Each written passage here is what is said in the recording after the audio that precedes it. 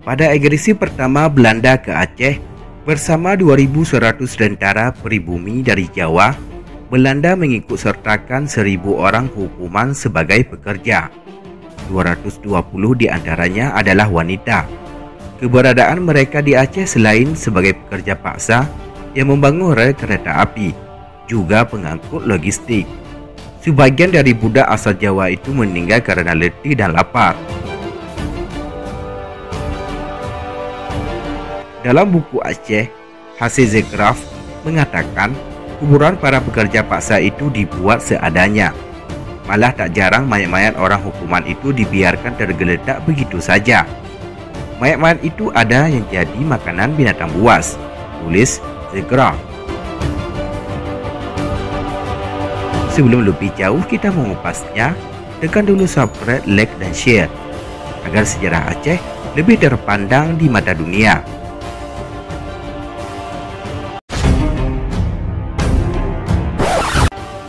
Media-media Belanda mengakui keberadaan orang hukuman dari Jawa itu.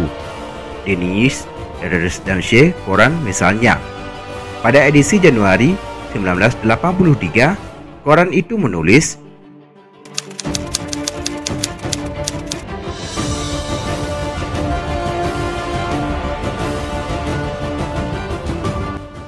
selain mengangkut logistik tentara, mereka juga sering dijadikan tameng saat perang di daerah-daerah pedalaman.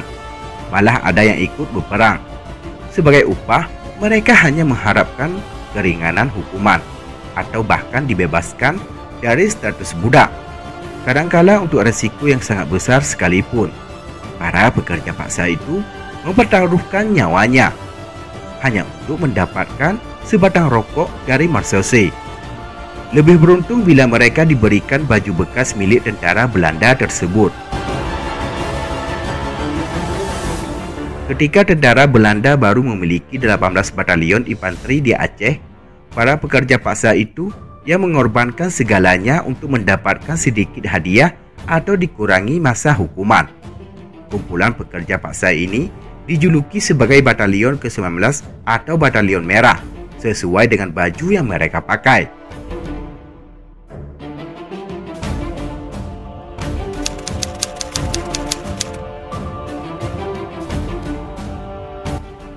Saat pos Belanda di Meredu terkepung pada tahun 1899, komandan Belanda sangat khawatir karena tidak mampu menghadang serbuan gerilyawan Aceh.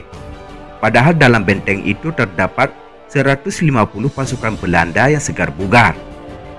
Komandan Belanda di Meredu pun kemudian meminta kepada seorang pekerja paksa atau bel asal Madura untuk mengantarkan surat mohon bantuan tambahan pasukan dari pos Belanda di Pantai Raja. Bel tersebut harus berlari seorang diri menerobos semak belukar dan menyeberangi 3 sungai, mulai dari Kurung Beracan, Kurung Tinggadek, dan Kurung Pantai Raja. Dengan wajah letih dan badan penuh goresan duri, esok paginya Bel tersebut berhasil menyampaikan surat itu ke pos Pantai Raja. Dalam keadaan gawat seperti itu, Belanda kemudian mengirim 8 brigade Marseille dari Pidi menuju Meredu. Para Marseille di Pantai Raja terkejut ketika mereka sedang mandi muncul Bel pengantar surat itu dari dalam air. Ia segera bertanya di mana kapten pasukan Pantai Raja. Setelah dipertemukan, ia pun mengeluarkan sebuah lipatan surat dari dalam ikatan kepalanya. Bel yang berhasil membawa surat itu kondisinya sangat memprihatinkan karena keletihan setelah menyerahkan surat itu. Ia jatuh pingsan.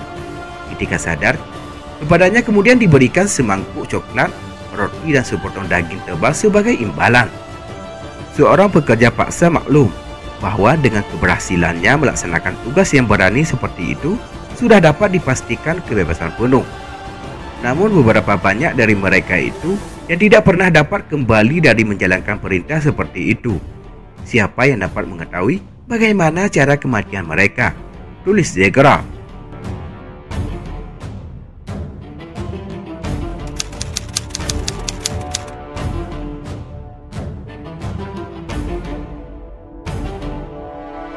Para pekerja paksa atau bed dari Jawa yang bekerja untuk Belanda di Aceh kadang bersikap licik dan culas untuk sedikit mengurangi beban kerjanya. Tapi kemudian mereka diadu domba dengan mengangkat seorang mandor dari kalangan BER itu sendiri untuk mengawasi dan menghukum mereka-mereka yang licik. Hal ini kerap terjadi pada pekerja paksa rombongan transport yang membawa perbekalan dan barang kebutuhan atau logistik malsose ke suatu wilayah. Seperti yang terjadi pada rombongan transport pimpinan Letnan Janai yang dikenal sebagai Komandan Kecil Tuan Si Cabai Rawit.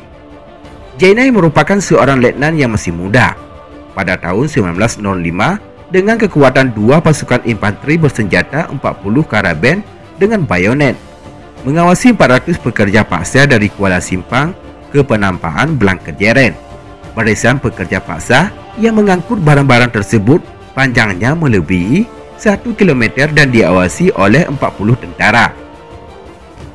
Para pekerja paksa itu mengangkut jeneper atau minuman keras untuk para mersoso di medan perang, berkeleng-keleng minyak tanah untuk pasukan di bivak-bivak.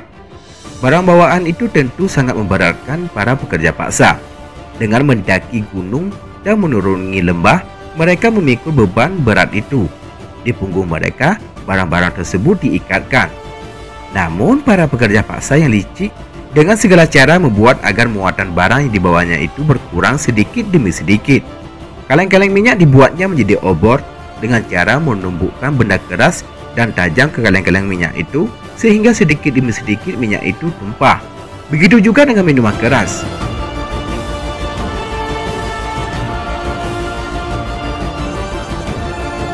Sementara tenda-tenda perkemahan yang mereka angkut, yang merupakan barang bawaan yang paling dibenci para BER karena besar dan berat, sering dihanyutkan saat menyeberangi sungai.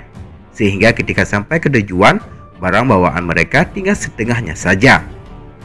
Letnan Janai kemudian membuat peraturan baru bagi para pekerja paksa pengangkut logistik tersebut.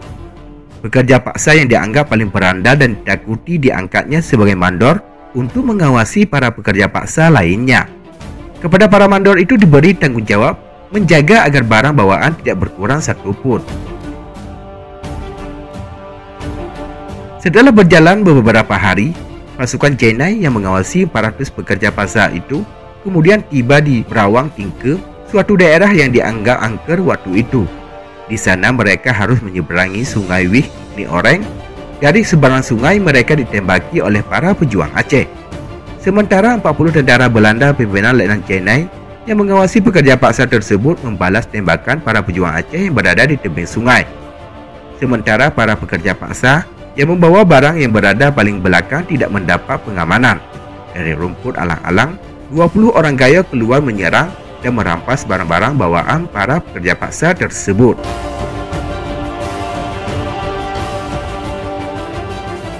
Demikianlah liputan Habahasa News. Semoga bermanfaat dan dapat menambah wawasan untuk kita semua. Terima kasih telah menonton dan tunggu video kami selanjutnya.